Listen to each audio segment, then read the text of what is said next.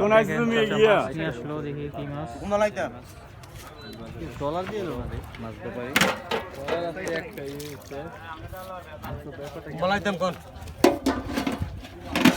বড় ইসা এনো না না এই ছোট ইসা সব আজকে বড় ইসা আনেন না একদম সবগুলি ছোট ইসা আসতেছে তুমি মাছ 3 টাকা তো এদি কিনা দাম কইও আই রে এটা দেখুন মাছ আছে গেল মাছ আছে আছে আছে খুলবো হ্যাঁ ডালবো একটা ডালবো দিগে